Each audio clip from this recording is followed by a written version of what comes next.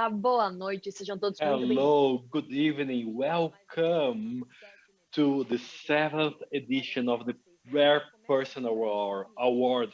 When I hear this song, I start to have some chills to an expectation what's happening this evening. There's so many nice things tonight. It's really nice to be here again. It's an honor, and I'm very happy to be here this event. I love this institution, Casa Hunter. We're warming up for the second evening, and for anyone who doesn't know me, nice to meet you. I'm Camila Sroji. I'm a presenter and a journalist. I'll be together with you during those 3 days. And everyone who knows me, I'm here for another Casa Hunter event. For anyone who missed yesterday, we have a very fruitful night Dr.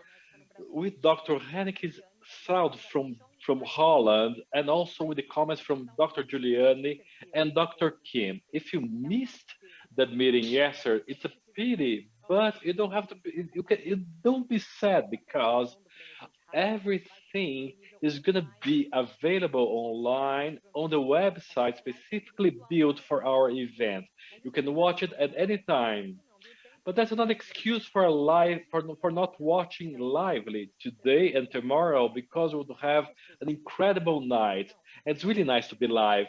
But if you want to watch or rewatch as many times as you want, if yesterday was incredible, today is not going to be different. We have an incredible attractions tonight, but we have to also appreciate our sponsors.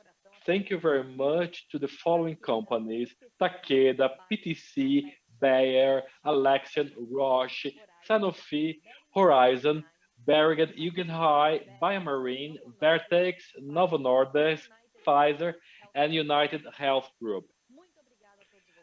Thank you to everyone who is supporting our event. Thank you very much. We also have to make a registration of our partners, the Secretary of People with Disabilities. They are helping to translate into sign language, Feber Casa dos Raros, and Radio Ame Love the Rare. Thank you very much. Thank you to all our supporters to come to be together with us.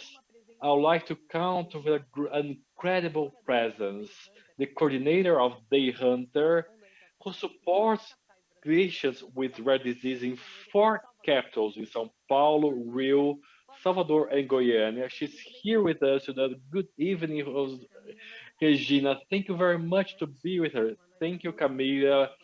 Good evening to everyone who is watching us.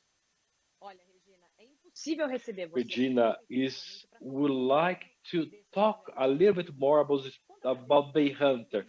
Tell us the goals, this project's goals. Is it true that we have that's a model based at the Erasmus Medical Center? Yes, that's correct. And it was very nice to hear her talking to us yesterday. And it's nice to realize that we are in the nice path compared to what's happening outside of Brazil. It's explaining by with what they hunter, the project developed teams, multidisciplinary teams involving medical and non-medical service to serve patients with rare diseases. Those professionals work in the same location, and so they can work in a interdisciplinary work. They can approach each other, give good guidelines for patients and their families, and everything happens on the same day. We can provide a great number of services without avoiding preventing the patients from commuting a lot. So we are so the patient doesn't have to commute to different services, and he can have a full assessment and with good guidelines, both for the patient and for the families. The project also takes care of the caregivers, and during the time that we are assessing the patients, we also have some psychology support for the families. It's a brief service, but it's been providing very good results in their patients' quality of life and their families. Another thing that we've been doing is expanding this project. We have units throughout Brazil, São Paulo, Rio, Salvador, and Goiânia, and we've been working to expand this project so we can get those teams closer to those patients' homes who have to look major centers to have their services. And this network work, we are able to develop a great database that will support research. And that's also something related to Erasmus Center. And are able to help with the research in rare diseases. It's incredible how much you are evolving. Thanks so much to present this important project for Casa Hunter, not only for Casa Hunter, but all people with rare diseases. Now, Regina, that you're here, let's talk about what is happening today. Do you have a spoiler of what's happening tonight? Fantastic stuff. Firstly, we will have many parent heroes. I'm gonna hear a parent hero, a person who is aware and who is fighting for his children's health, and then he was able to change how rare diseases are treated here. That's Joe Crowley, a fantastic man who became a Hollywood film, Extreme Decisions. Right, Regina? He's a businessman who brought this discussion to service with a differentiated treatment for research, the incorporation of medication for rare diseases. Another spoiler. Now that you have spoken, how is it? Is do you have a special guest today? Yes, an incredible person, Eduardo Calderari, Vice President of Interpharma, and it's a association with 50 labs.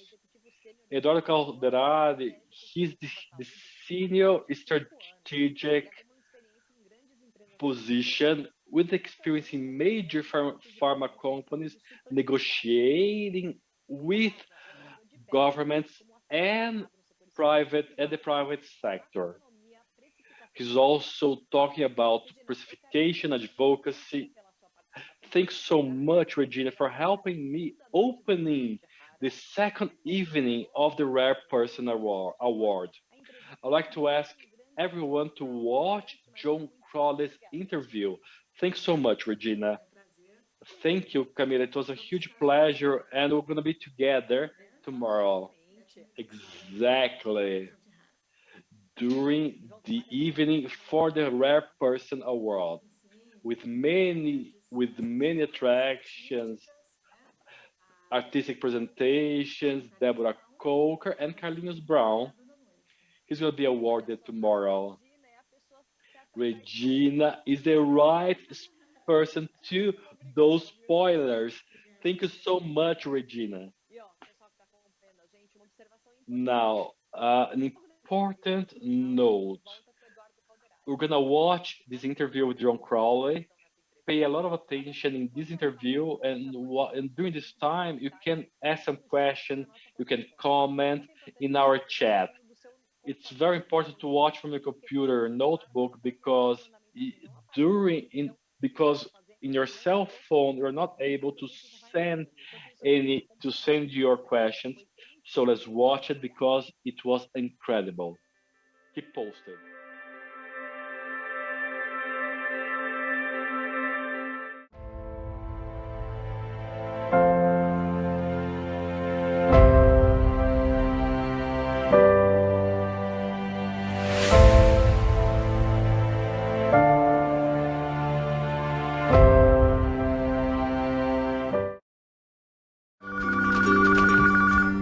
Dr. Stonehill. Yeah. This is John Crowley.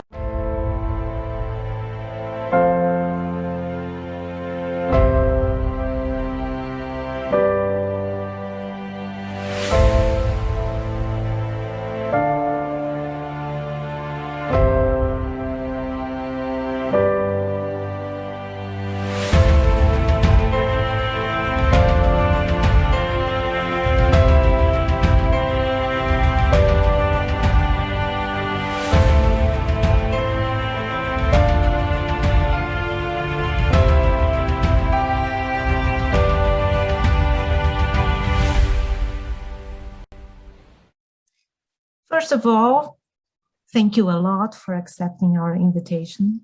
It's an honor to have you here, to have you with us. I would like to begin this conversation telling you about this event, the Rare People Award. This interview belongs to this event, and our motto is Hands That Change the World. Your history changed the lives of so many people in so many countries. So did you ever dream that your hands would make such a difference in rare disease history? Well, look, thank you. First of all, it's a privilege and an honor to be with everybody, and the work that Casa Hunter does for everybody living with rare diseases in Brazil. It really is just a model for so many people and organizations in our community around the world. So I'm blessed to be a part of the discussion. So thank you. And again, also too, this is, it's been an amazing journey in many ways for our family. It began in March of 1998 when our children, Megan, then 15 months old, Patrick only 7 days old, were diagnosed with Pompe disease. And I think in many ways, it's a similar journey to what so many people have experienced in the world of rare diseases. By the nature of human genetics, most of these diseases happen without any history in our families. And, somebody once told me that nature is not cruel, just brutally random. And when you get a diagnosis, you go through so many emotions, the shock, the grief, the anger, the denial, and eventually, I think for each of us, determination, really. Determination to learn everything we can about these diseases, determination to help ourselves, our family members, oftentimes our children who are diagnosed with these diseases. So I think our family's journey, like everyone else's, is one where we have so much in common, but it begins with the notion that we didn't expect this. And none of us grew up thinking that we would have, or our children would have, rare diseases. Some diseases like Fabry, where there is a history in the family, if it's X-linked, you've got another level of challenges where it permeates different generations. I think for us, for me, our family, we wanted to do everything we could, certainly to help save our children, to extend, to enhance their lives. And we realized, we hoped it would help within Pompe many other families. And we're blessed through the help of so many people that it did. And it extended our children's lives, gave them better quality of life, and to see where they are in life now at almost 25 and 24 years of age, finished school, contributing. My daughter is a social worker. Those are the things that this is why we do what we do, to give people a chance to live to the fullest. And growing up, as the son of a police officer in New Jersey, and my mom a waitress, I never thought that I'd run big businesses, and I certainly didn't think I would run a biotechnology company. In fact, I think it was probably well into my 20s before I even knew what the word biotechnology meant. And now I think I've learned that biotechnology is actually just a great big word that means hope. And so it's been quite a journey along the way. This is great. Casa Hunter is participating in a SIOMS group dedicated to understand and explore patients' involvement in development and safe use of medicines in resource-limited settings. Concerning rare diseases, what is the patient's role in medicine development nowadays? And how much are they related to innovation?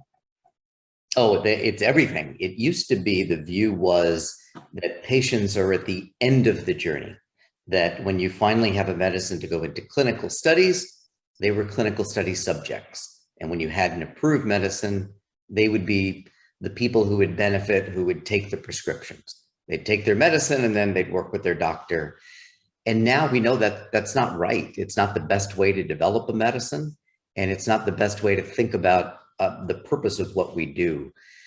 What we try to think about is making a medicine is really a virtuous circle.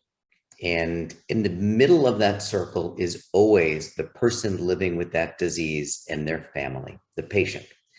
And along that circle, it involves researchers in universities, hospitals, physicians, nurses, caregivers, investors in company who provide all the money necessary to fund this incredibly challenging and risky research, regulators who help us review, manufacturers. And when we come along that circle, if we're successful, and it's really hard to do this, but if we're successful, we make a medicine that helps people. It's rarely a cure, almost never, but it's hopefully a meaningful treatment. But again, it's that patient at the center. It's constantly thinking about what's meaningful, what endpoints would you study in a clinical study? Is it important for somebody to walk further, to breathe better, to not have strokes, not have seizures, whatever it may be, or just to live longer? And by listening to the voice of the patient, we'll understand that. And I remember when we were planning a clinical trial years ago in Pompe disease, we asked patients, people living with Pompe, what would be meaningful? And I remember my daughter, Megan, had just turned 18, and she was sitting in that forum as a participant. I wasn't in the room. It was our clinical team and our patient advocacy team. They talked about a lot of endpoints. And Megan said something that really resonated. She said she was 18 years old, getting ready to finish high school and go to college. And she said, what would make a difference for me if I could breathe off my ventilator for just 1 minute. And she said, and something else, a second thing, she said, if I could speak more clearly so that I could make more friends in college, things like that. When we think about scientific data and clinical studies, we don't think like that. And that's where having that perspective, it makes our programs stronger. It increases the likelihood that they'll succeed, and that when we have a medicine, it's something that will benefit patients in ways that they find meaningful. So I think it's incredibly important. It really is at the center of everything. Right. A finance man, a biotech CEO, an entrepreneur. I'm sure you didn't plan all of this. And if you could have the chance to change or adjust anything in your trajectory, what will it be? Boy, I don't think we have enough time in this interview to go through everything I've done wrong, mistakes I've made. Unfortunately, we tend to have to suffer our way to wisdom in life. I think, what I didn't expect is how many times you would fail in science, in medicine, in biotechnology. And when you think about it, we can raise enormous amounts of money to fund this complex and risky science. We can hire the most brilliant people. We could build the greatest research facilities in the world. And still almost every idea we have from very brilliant scientists, most oftentimes it doesn't work. And I didn't appreciate that coming into it, that you've got to not only prepare for failure, you've got to fail, to learn and to move on, to kind of renew again your efforts. And maybe once every while you'll succeed and you'll be able to make a medicine that will help somebody. So I think, learning that it's not only necessary, it's important to fail and to have that trait of optimism and persistence, to continue to persist, to persevere in the face of failure, I think is incredibly important. So those are lessons I wished I had learned years ago, but I am increasingly aware of them today. It has been 2 decades since Extraordinary Measures. Your biography had a huge impact on families, on the industry. What is the biggest change from that point, from that scenario to our environment today? Yeah, I think, it's interesting. When I came in, right after the kids were diagnosed, the human genome had just been mapped and decoded. And there was a lot of excitement that finally we have the map of life for human beings, and that would translate into all new medicines. And we've made great progress in the 21 years since that, but probably not as much as we ever thought we would. Turns out that biology is really complicated. So in rare diseases, it's particularly hard because we not only need to understand technology, an idea, a medicine, and how it may work or how it may work for certain patients, we oftentimes need to fundamentally understand the biology of disease, which in many areas, cardiovascular, other areas, is generally pretty well understood. How you solve those problems is very challenging in many areas, but in rare diseases, it's one of the reasons why it's just so complicated. So when I look at where we've been and how far we've come a long way in the world of rare diseases and genetic medicines. We're increasingly unlocking those secrets for the biology of disease and how we can solve them. And I really think we're just now on the cusp of what I think will be a golden age in human genetic medicine and in rare diseases. The next 5, 10, 20 years, where we finally understand the challenges and we finally have a range of technologies and tools to address these diseases, whatever it may be. And again, whether it's gene editing, gene therapy, new enzyme replacement therapies, RNA technology, all of that, and probably combinations of that are going to be brought to bear to alleviate an enormous amount of human suffering. This is very interesting. You said golden age. Gene therapy appears to the great majority of patients as a real chance of cure. What are your expectations about this new possibility of treatment, not only for pump disease, but for rare diseases at all? Look, gene therapy is very exciting. I first heard the words gene therapy about a month after Megan was diagnosed. So in the spring of 1998, when I was learning about Pompe disease, reading papers, making a lot of phone calls to a lot of researchers, one of whom had just published a paper in Pompe disease on the promise of gene therapy, some early, very positive research experiments. And I called him and we talked about it. I asked a lot of questions, some of which in retrospect were probably pretty naive questions, but I asked one question that I think any mom or dad would, and that's, when can this be in clinical studies? And I'll never forget, he told me it would be a year, maybe 2 years at the outside. That was 23 and a half years ago. And we're just now seeing Pompe gene therapies come into patients. So, gene therapy is incredibly exciting. We've seen now in the last 4 or 5 years some major breakthroughs. You're starting to see some approved medicines, but we've also now kind of hit a wall with a lot of areas where we realize it really is hard. So challenges in gene therapy include, how do you make a potent gene therapy, something powerful, something that will be very effective, but also very safe? How can you make sure that it can be manufactured? How can you also make sure that any positive benefits last for years, maybe even a lifetime? The concept of durability. These are problems that we still haven't solved. There are a lot of great new ideas and technologies, and I do believe in the next 5 years, we'll start to see all of those challenges get knocked out, and we'll start to see more and more gene therapies. Within 5, 7, 10 years, maybe dozens of new gene therapies come to patients with rare diseases. So I'm hopeful. It's not quite yet. There's a lot of work ahead of us still. But I think by the end of this decade, gene therapies will play an important part in treating patients with rare diseases.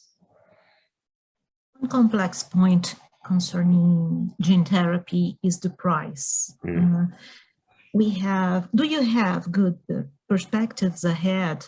Can we expect best pricing options to gene therapy to rare disease patients in the near future?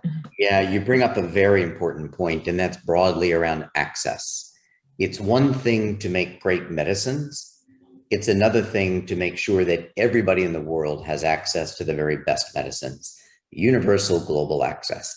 It's incredibly important too when you start to talk about gene therapies or someday gene editing that truly may be cures and eliminate disease from the population, prevent lots of suffering in children and in adults.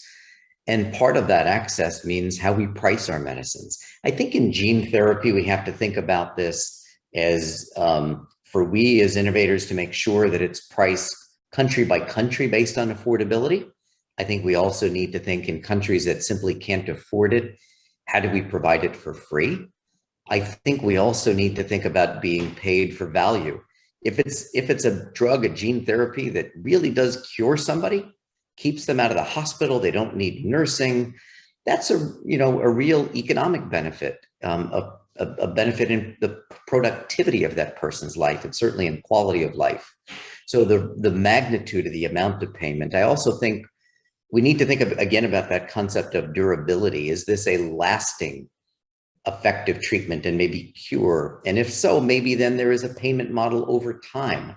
The notion that every gene therapy is somebody has to pay millions of dollars for a one-time treatment and you pay it once, that's not sustainable. So we have to come up with better models. This is a big challenge for us, sure. So I would like to thank you for your time, for your participation. Oh, it's been my pleasure. I wish I could come to Brazil very soon. Yes, I indeed. was planning on it. To. I know. I was planning on it in 2020. Hopefully, God willing, in 2022. I'd love to make the trip. But to finish this conversation, I'd like to ask you just a little message for the Brazilian patients that are too anxious, that are waiting for something new. So what is your personal view of the future of rare disease? I think it's very bright. Look, it's never good getting a diagnosis for you or your child of a rare disease. But I do believe that there's never been a more optimistic and hopeful time, truly hopeful, to look at the range of technologies that we have. All of the companies, when Megan and Patrick were diagnosed, there were 2 or 3 companies in the world, in the entire world, working on rare diseases. Now there are dozens of companies, big companies, little companies, companies based in the US, abroad, wherever it may be. So I think that, the years ahead offer real hope that we've never seen in our lifetimes. And it's incumbent upon all of us to help bring that hope forward and to realize it's not just hope for people today. And we all care. We love our children. We love our family members, those of us ourselves who may be living with a rare disease, struggling, thriving despite the challenges. But we also, as we think about it, we also realize that we need to provide hope for people who don't even know that they need hope today. The child who will be born with Sanfilippo disease next year, or somebody diagnosed with ALS in 2 years, whatever it may be. So the science, the research, it's never enough. It's never fast enough, but I'm really hopeful that finally we really are on the cusp of that golden age of medicine. So it's exciting, and it's our job to bring the best medicines to as many people as absolutely fast as we can. And that's the real hope. So stay strong. Okay, thank you, Mr. Crowley, for your participation. We hope to see you soon in Brazil. I would welcome it. I would love it. All right. Have a great conference. God bless. Take care. Thank you. All the best.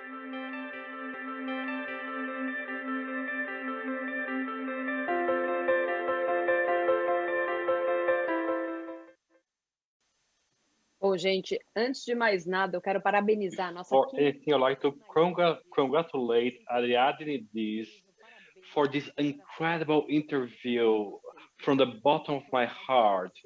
The opportunity to meet someone with such trajectory, it's very emotional. I want to talk about it because I only met John Crowley like that, distant, through this interview. But our guest tonight met him in person. What goes through when you're able to impact so many people?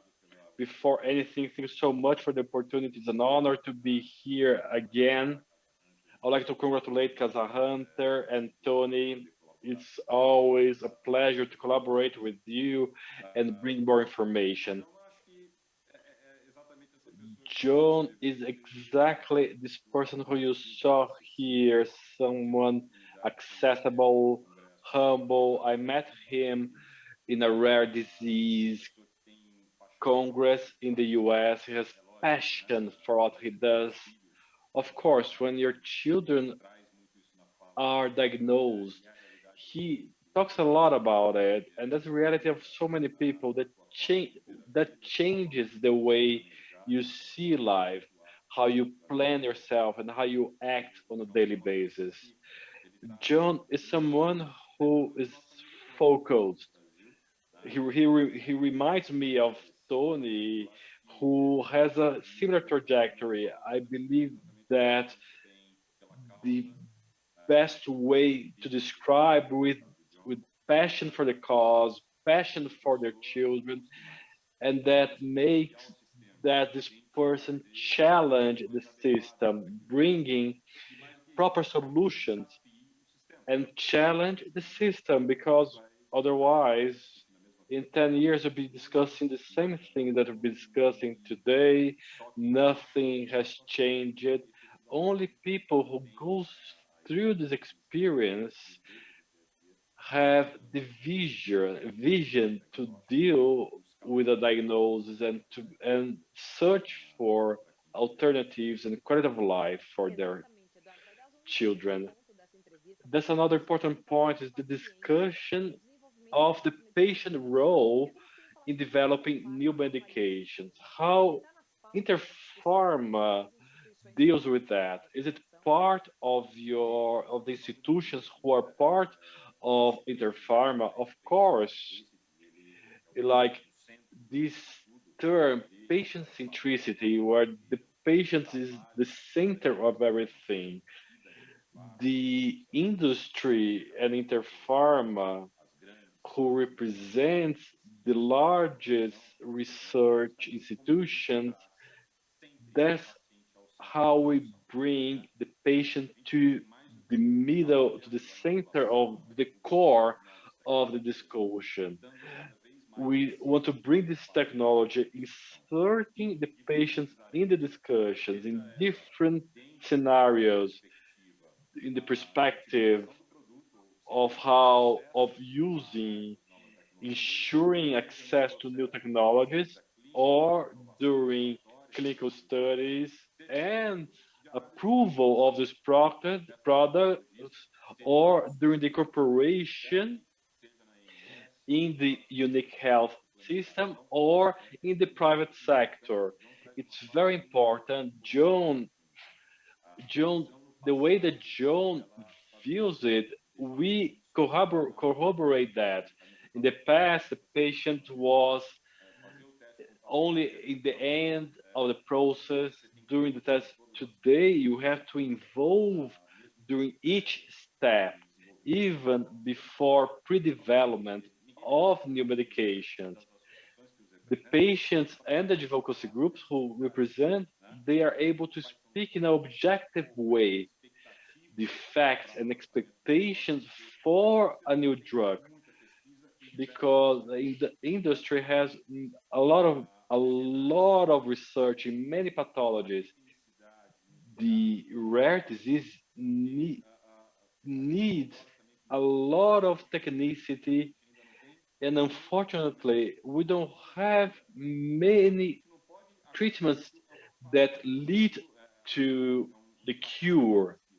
But we don't have to think that's a failure, because if we improve quality of life, he talks about uh, talking. If I could speak the without without the without the breathing support, it's very important. Listening to patient, listening what improves their lives is part of our strategy, and it's part of the development of public policies that will be more comprehensive and more inclusive.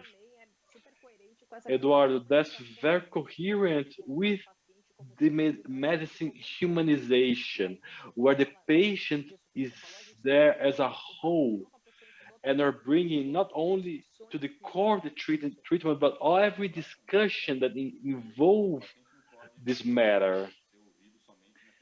Patient cannot be heard only when they're talking about adverse effect, if it's effective or not.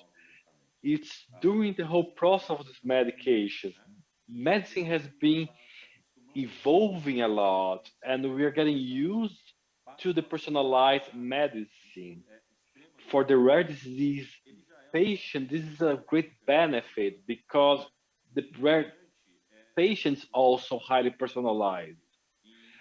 We have advanced in more company to be spending in research for these patients. When we're talking about rare diseases, we're talking about over 8,000 conditions, and only a few of them have approval treatments for their patients. The challenge, the development is a challenge, but also expediting it is also important to give hope to these patients. Not all, you can talk about cure, but improving their quality of life. That's of course, and they're also talking about the challenges for gene therapy. I- As, how do you assess that when you have this relation between Brazil and the US? Is gene therapy coming to Brazil? Are we ready to that? 2 points. Yes, gene therapy is coming, but if you're ready, no, we're not ready. And why am I saying that? So let's remind us, the gene therapies are evolving. There's a lot of expectation in their effectivity. In Brazil, we have some therapies that are approved, but there's still some pricing issues. And also, we're going to talk about the matter of we're not prepared. If we look objectively in the precification processes in Brazil, and medication is one of the sectors where there is a very strict regulation and a lot of control. Resolution 2 that accounts for pricing. It's not clear for gene. It's not clear for gene therapy. It's not clear it's also not clear for vaccines. We've been discussing a possible review of that regulation, and that's being defended by the companies for specific regulation for gene therapy. We are at the beginning of that, and we estimate that at the end of this decade, many gene therapy will be part of our arsenal of therapies in Brazil. But we need to get prepared in a comprehensive way and prepare our healthcare system for that. I gave you some details about classification. We The challenge does not stop. How is going to be reimbursed? Who's going to pay for that? That's another challenge, but that's not the only one. What's the reference center who's going to receive and apply this treatment to the patients? Do we have enough reference centers? We have approached that yesterday. We don't have enough. Only only 17 in a huge country like ours. We don't have not even one by state.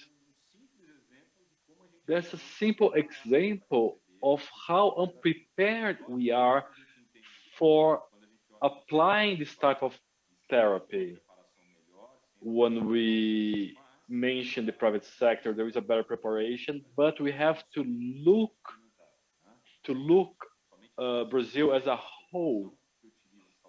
Not only 25% of population access through the health through the private sector. We have to advocate and defend what's the advances. And for gene therapy, we have this huge challenge, not only regulating pricing, but also creating new reference centers, training professionals, many multidisciplinary professionals in those centers. And if we want to care the medication that we have with gene therapy, we need a lot more care because we need a much stronger diagnosis system, clinical protocols very well established and structured. This is a quick vision of what we need to work in order to prepare ourselves for that. There are many things that we have to prepare, but what calls my attention is when John Crowley talks about the most optimistic things about when we started only one or two companies were doing that, but now we have more companies searching for solutions. Let's go back to pricing. This is a complex issue, not only here, but also in Brazil. Regardless of the quantity of companies who are this vision, it's still a complex issue. What how is Interpharma approaching that? That's an excellent question. I agree that we are in a very optimistic moment, and the perspective of gene therapy is extremely high. And we understand that in the future, in the near future, we're gonna be talking about cure for several diseases. It's a great moment with a lot of nice expectations.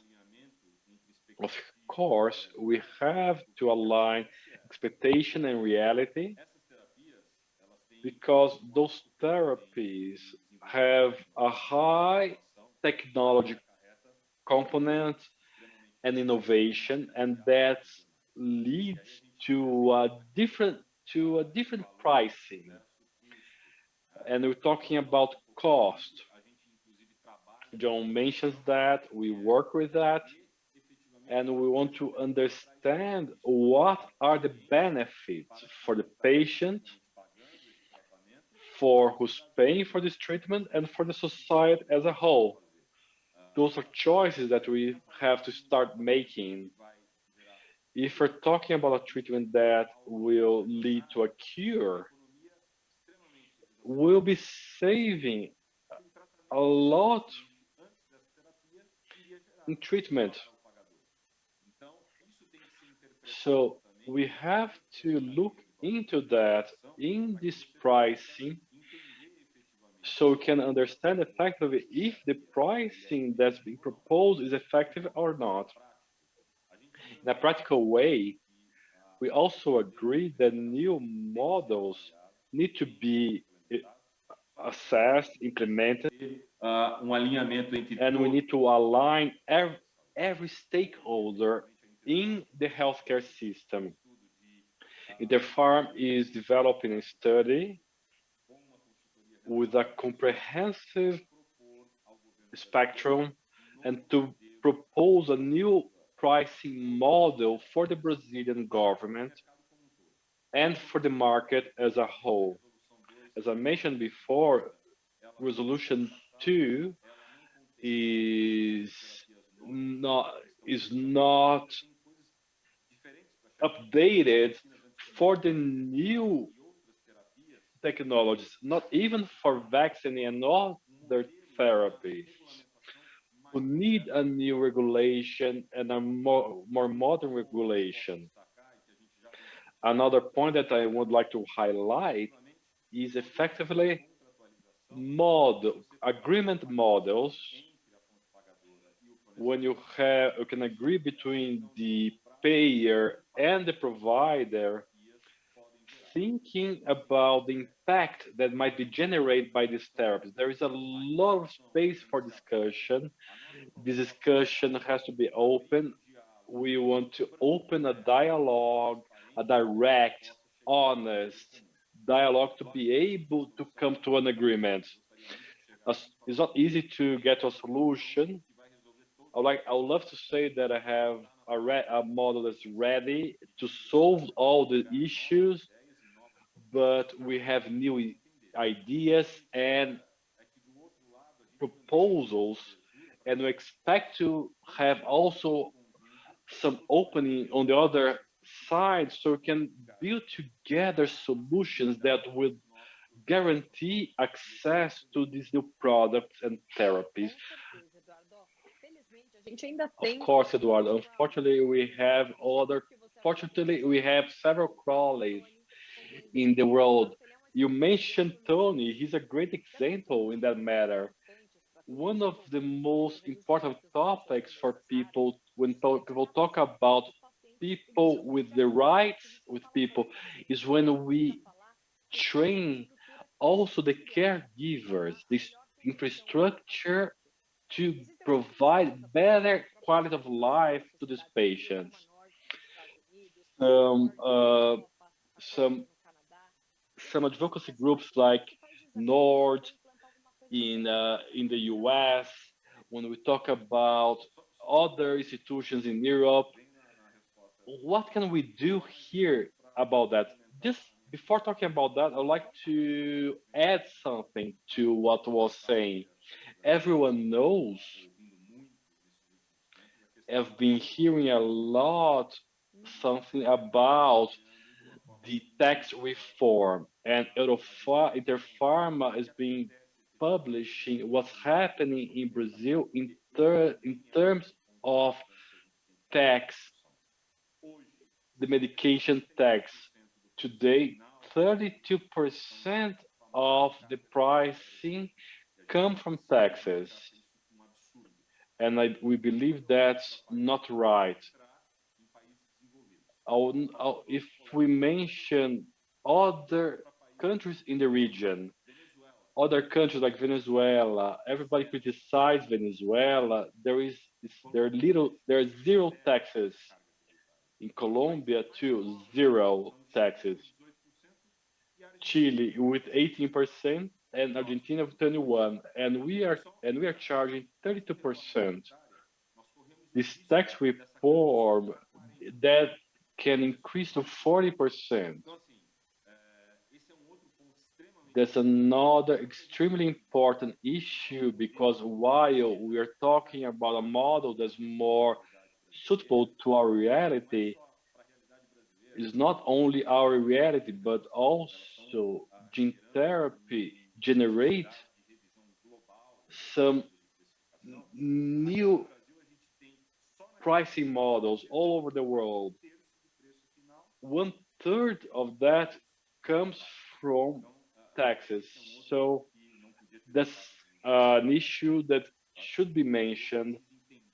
Brazilian people need to understand how much they pay in taxes and the amount they pay and how much we have to fight for our rights in order to be respected in terms of improvement. Medication, it's horrible what's happening. And especially when we look at different products with a lower taxes for jewelry, less than 10%, for movie theaters 18, and we can get to 40% for medication. I won't be talking about politics. We have an election in the next year. We have to be a citizen, and we have to talk with our lawmakers in order to be able to talk with those matters that are so important. And the government pays the same amount of taxes. That's very incredible. So I'm sorry to be talking about that, but I think that's very important. Know your gap. That's very important. And when we talk about this matter of other Crowleys, I believe that we should have more Tonys, more Crowleys, more Tonys in Brazil. The greatest challenge to implement actions, similar actions, the first thing that comes to mind is courage, because we need to believe and spend your time in something that's going to change people's lives, changing their changing lives, especially in the rare diseases. There's going to be a benefit for so many people because the patient needs a lot of care. And you see some family members need to quit their jobs, to quit a business because they have to be caring of their loved ones. And you have to also to look for better solutions for these patients. Another important point would be a better vision for this cause. We've been working with Interpharma, and Casa Hunter has been fighting with us because we don't have a national coordination for rare diseases that's acting for the whole, bringing solutions. Camila, we don't need to only look abroad for reference. We have very good examples for AIDS, transplants, and very good examples in terms of results, in terms of management and specialized care. Why don't we look at those examples and bring those examples to the rares? The ordinary, the Ordinance 199 brought be a lot of expectations, but we've seen little to be implemented. We didn't. I mentioned the reference centers. We have a lot of things to be done yet, and we also need an special notation. And from a personal point of view, we understand that creating a national coordination with specialized personnel will be able to follow up daily and do something very important and to generate data. That's something that we are not looking to that much in Brazil. That's very important too, be able to forecast or be able to, when we launch a product, in many conversation in the industry, they say how many patients they're talking about, and then we start to talking about the lack of data, healthcare data, maybe with a general coordination, be able to provide more attention to that and generate new centers and also generate more data that will be able to provide the government with data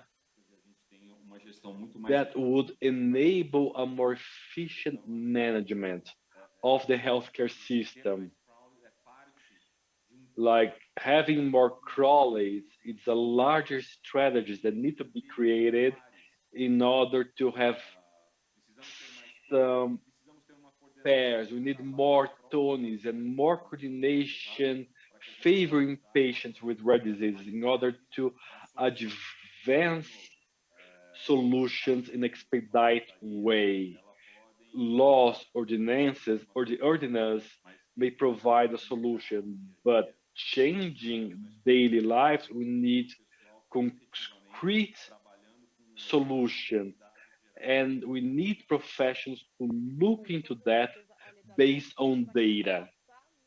Eduardo, I'll be able to speak with you the whole evening because we have so many interesting things to say, but we are lacking some time. I'd like to understand what Interpharma is promoting for this dialogue for all stakeholders who work with rare diseases. We have a huge partnership. We have a work group specialized in rare diseases, working with four main pillars. The first one is diagnose. How can we work better and promote diagnose within reference centers and outside reference centers? We don't have to wait of that. We can increase that scale so we can have more patients diagnosed. This diagnosis group has been working with two precise objectives: expanding newborn screening. That's a law that has been approved, and now we need the budget in order to so that will really happen, and training professionals for rare diseases. We cannot wait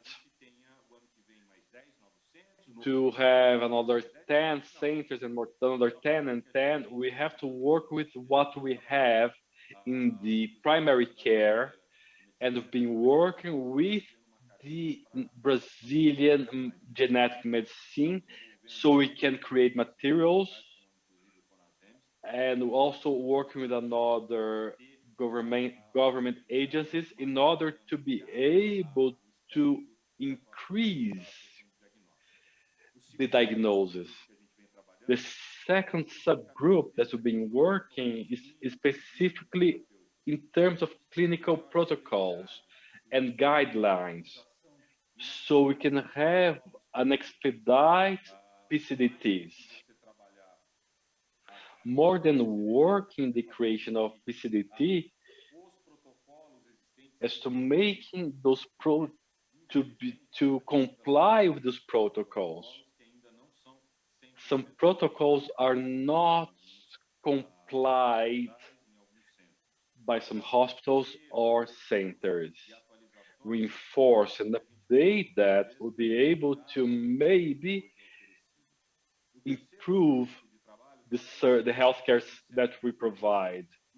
Also talking with reference centers and a national registry of rare diseases, so we can have a general coordination, and we believe that's fundamental for Brazilian patients with rare disease, improving understanding, improving the understanding of who is the patient with a rare disease, and include rare diseases in the mandatory notification, and that will improve the data generation.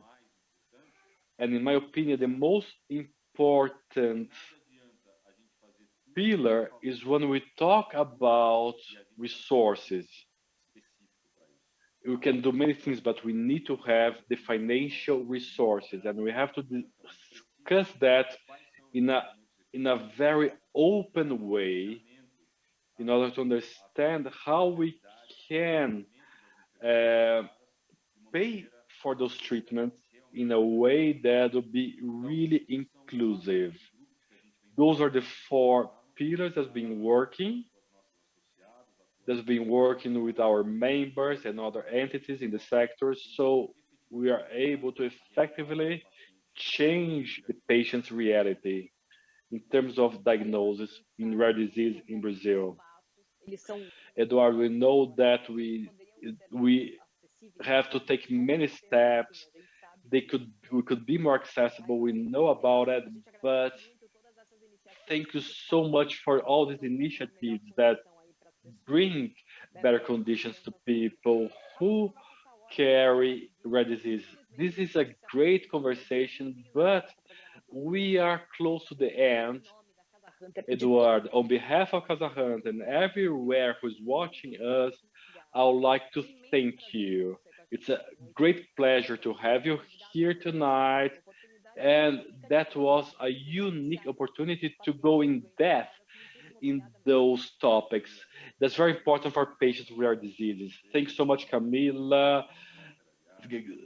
Thank you for you, to Tony and everyone in Casa Hunter to promote such a nice event. And it's a great pleasure to be with you and bring information, contribute, and clarify any questions. I'm at your disposal. And also, happy holidays to everyone who's watching. Thanks so much.